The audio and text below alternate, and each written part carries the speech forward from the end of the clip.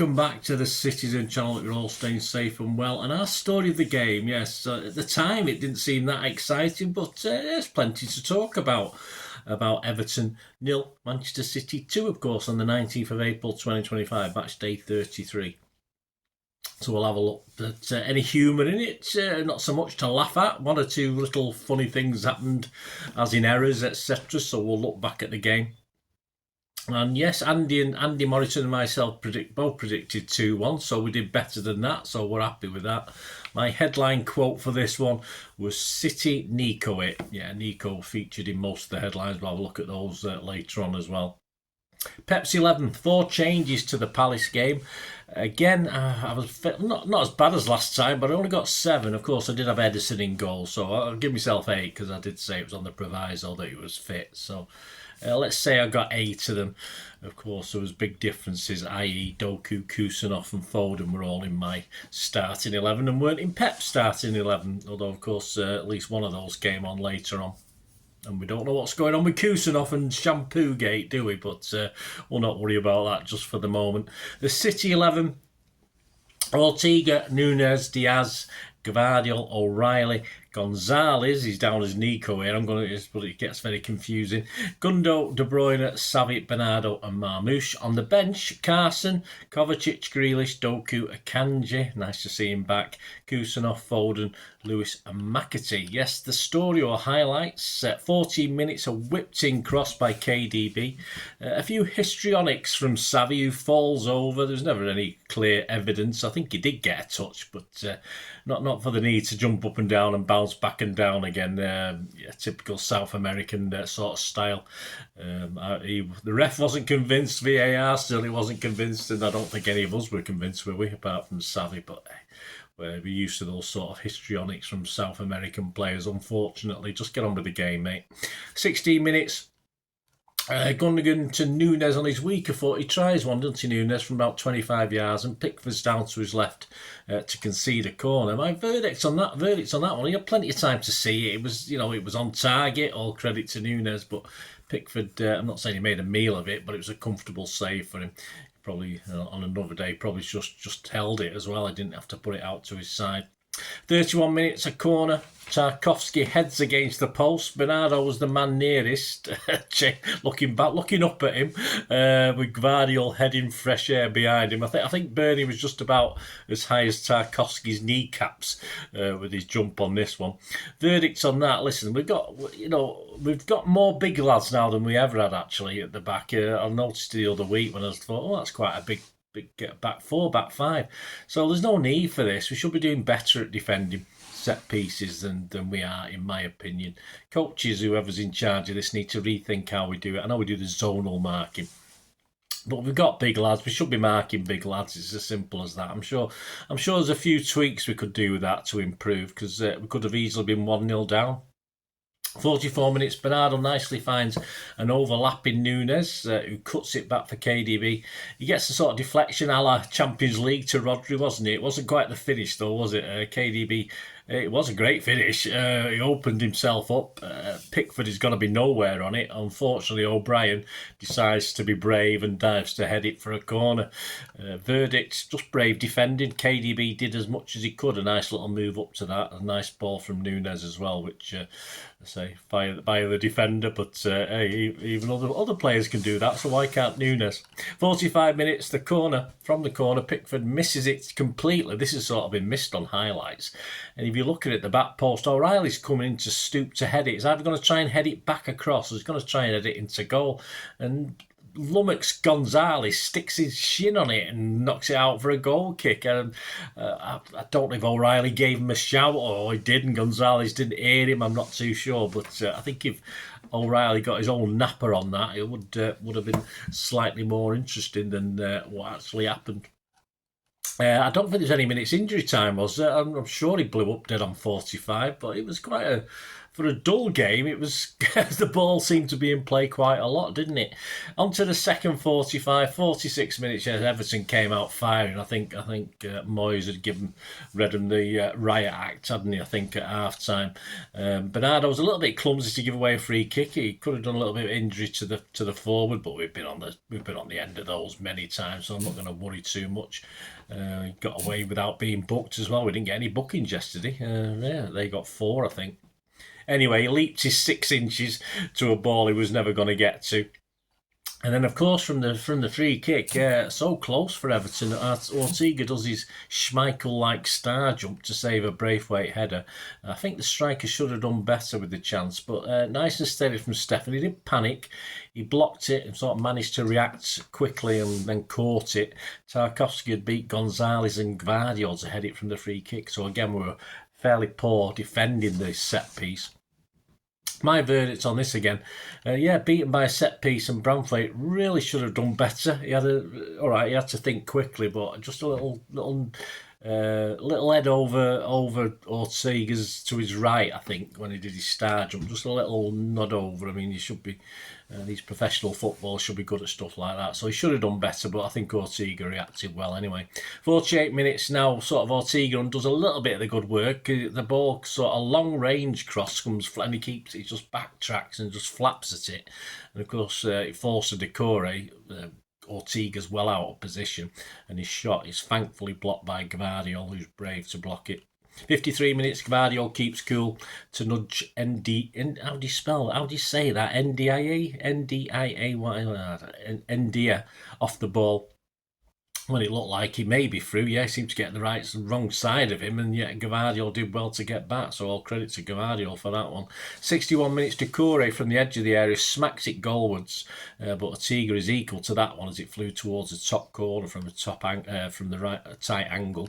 Verdict on that one, Decore did some nice work into the box, twisting and turning Nunes. You can't play Nunes particularly, he's not a natural defender anyway, is he? And Ortega made a save you'd expect when he's covering his near post. 63 minutes, Diaz steals it in at the back from a KDB free kick, but his sliding lunge fails just to make contact from another tight angle beyond the far post. He perhaps could have made contact with that. I look back at it and he perhaps could have done a little bit better with that one. 71 minutes, Gundo doesn't test Pickford well enough from the edge of the area after a steady build-up, just straight at him. Wasn't even much power on it. 73 minutes, Savvy sends one towards the corner of the goal, but Pickford's strong left hand is good enough. Don't like catching things, Pickford, does he? Likes to palm stuff out or to the side. A bit quicker in the build-up by City there. It was like an Ortega ball to Marmoush, well inside our own half. O'Reilly, Savvy, then Marmoush were involved again, back to Savvy like a 1-2 on the edge of the box. Verdict on that one, from Ortega to the shot, it was pass, about 12 seconds. Not an unk in sight on that one. Savvy should be perhaps hitting top right. Should have opened his body up a little bit more, but we know his finishing is pretty poor, to be honest. To be kind, it's piss poor, really. Probably should have been hitting it top right from his point of view. But he went bottom left from his point of view, and it was generally easy for Pickford. But again, a little bit of faster play from City with the younger players and the newer players, so that sort of stood out to me on that one. Sort of says it all, really, I think. 78 minutes, we had some substitutes, which didn't inspire everyone at the time, but it sort of worked as Everton sort of I thought they began to tire as far as keeping sort of that mental, physical attitude. I think they started to tire that last 20 minutes or so. And Cover and Doku came on for Gonzalez and Savvy. 83 minutes, Marmoush does really well to get the best of just a punt from Bernardo, really, a long bouncing ball, and Keane sort of fluffs it, but credit to Marmoush, he did well, and of course Keane ended up heading it, but it fell nicely for Marmoush, but his shot just doesn't make Pickford have to work hard enough, and he saves it reasonably comfortably. Verdict on that one, Pickford came out, narrowed the angle well, but Marmoush misses a great chance there because he did some really nice work to win the opportunity. Such a shame he didn't finish it off as well.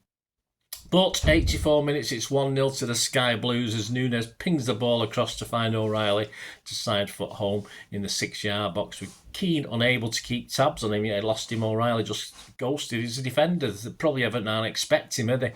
So he ghosted into the box. Pickford beaten at the front post. Bernardo had waited nicely for Nunes to make a quick overlap, and there was a little perfect short pass for Nunes, but a great ball. Verdict: Bernardo told Nunes where to go. He said, "Yeah, mate, go there, I'll pass it to you." He did. And a lovely pacey cross from Nunes as well in that area of uncertainty. O'Reilly, of course, was in the right place at the right time. But this followed City energetically probing and prodding, actually, in the Everton half, for 30 seconds build up to this. And Pickford on the front post went with his foot, so he sort of stuck his foot out. Because there was a few legs there, because, of course, he knew players with it. I mean, to be honest with you, a braver goalkeeper would have gone with his hands, but that's not Pickford's way, or certainly not in that instance anyway. But so I think he could have done probably better himself, but I think we'll take it, won't we? We'll take that. It's 1-0, probably thinking game over by that stage. So he brings on a Kanji for KDB just to keep things tight at the back. Everton don't really bother us too much, but then on 92 minutes, Kovacic seals the game, of course. Doku finds Gundo in the box. His back's turned to goal, so he controls it and lays it back to cover. I thought it was a bit hard at first, but watching it back, it was as much as Gundo could do, because there was a defender around as well. And he has to lunge Kovacic and sort of to his side and slides and puts it in the corner. Fantastic finish from the edge of the box. My little verdict on this: it was just quality from Kovacic to control this shot whilst unbalanced and sliding. Was excellent. Gundo had his back to goal. Didn't try anything fancy. Perhaps on another day you might have tried a back heel towards goal with something fancy. Probably wouldn't have scored with that. So he did the natural thing you'd expect from a professional, experienced player, and obviously found cover well. Diaz did well initially as well to win the ball after it was an Akanji. I had to check a couple of times. It was an Akanji sort of hospital pass back to him that he just about got to, and his ball fell nicely over the other side, over the other wing to Doku. More luck than judgment. I thought it was about 50-50. I think Diaz was aiming. It wasn't just blasted. It wasn't just getting the foot on it. He knew Doku was over there. I think he was trying to get to him. So I'll give Diaz the benefit of the doubt on that. But again, some okay build-up play. Of course, just in the final moments, I think Ortega had to make a late save. I've not seen it on highlights, but Ortega had to make a late save to keep our clean sheet, and a deserved clean sheet for Ortega as well, who had a good game. Yeah, so there you go. Everton had the chances, but seemed to be, I just think mentally they started to struggle at the end. It's always a big challenge. I thought City were a little bit lively, even though a lot of people said it was one certain guy on the internet was saying he nearly was falling asleep at times. I can understand him saying that, but I thought overall it wasn't too bad from both teams. I thought it was certainly a lot better than the derby the other week, that's for sure. And I think Everton just tired towards the end, and we took full advantage. Probably part of that, key to that, was Pep making the substitutions as well. The stats: Everton 8 shots, 2 on target. City 12, 7 on target. We're actually improving our shots on target, although unless you give it Savvy, of course. But I think he probably got it on target yesterday, just not hard enough. We had 68% possession, 316 passes for them, 664 for us. Pass accuracy was only 88, so a little bit down on what I like to see around the 90-91 mark. Theirs was 78. They had 7 fouls to our 6 and got 4 yellows. We didn't get any. 5 offsides for them, 2 corners for them, and 5 for us. And the table as it stands on Saturday night, Sunday morning, it's filmed that, isn't it? Yeah. Newcastle third, 59 points. City exactly played the same games but fourth, just a point behind them. So there's no reason why we can't nick in Newcastle's spot, which is probably a good idea, because Forest have still got a game in hand. They're only a point behind us, although they seem to be panicking a little bit. Nuno's panicking, or the team's panicking, one of the two. Villa, of course, a big game against them coming up for us. Of course, if they can win that will put a big step towards top 4. If we win it, then it's sort of knocking Villa back. But they do have 4 easy games to finish, probably easier than ours to finish. So a win is bigly important for City. Bigly, is that a word? It is now. So Villa, same games as City at the moment, a point behind. And of course, Chelsea is still in with a shout, but they do have difficult games to come, I believe, listening to other people. So I'll take their word for it. They've, of course, played a game less than us as well, but they're actually 4 points behind us. So even if they win that, they can't take us over. And as I said, with tough games coming up. Hopefully Chelsea are out of it. So, yeah, Chelsea are out of it. Hopefully Forest will drop out of it. Hopefully we'll catch Newcastle. So you could be talking a 4th place spot here if all goes to plan. But big game, big game on Tuesday. Check out my, of course, preview of that coming up very soon. Some Sunday headlines: the Star Mirror, their screw fix pull out. Yes, Simon Mullock saved in the Nico of time. Yes, there's a lot of O'Reilly vibe to this one this week.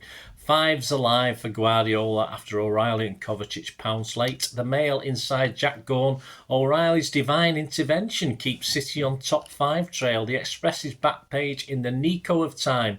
O'Reilly sparks City into life with late goal. Inside John Richardson says, new face Nico in same old story. Finishing power of City seen yet again. Shame it didn't start in December though, or January, didn't it? Like it normally does.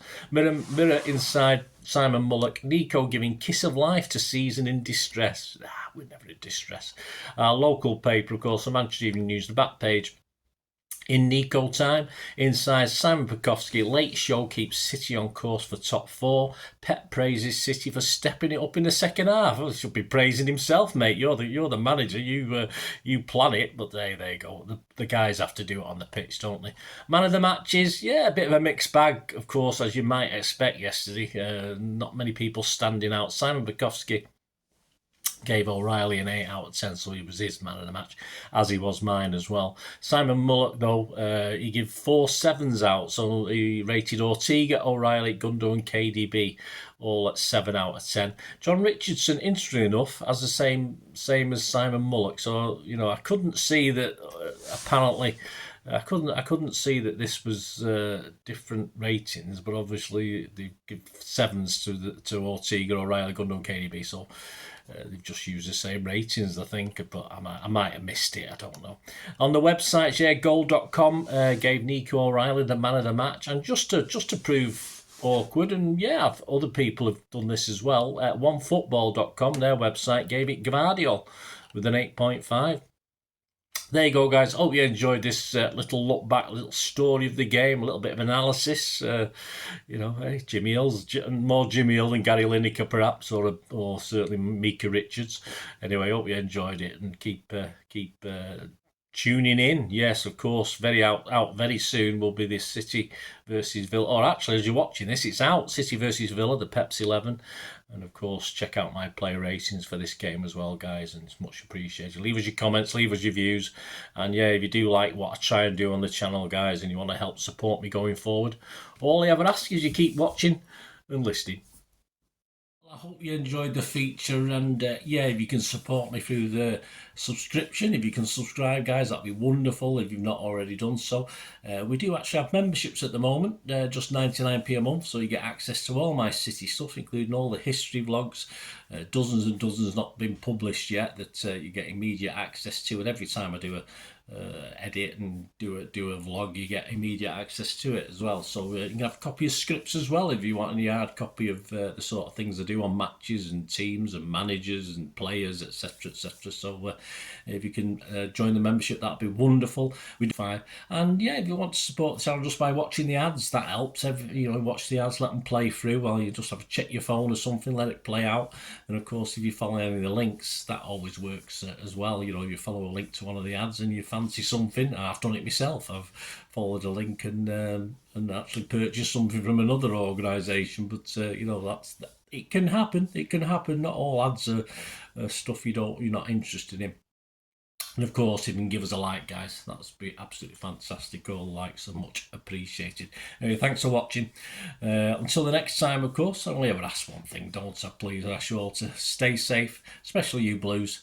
Until the next time, come on, City. Bye for now.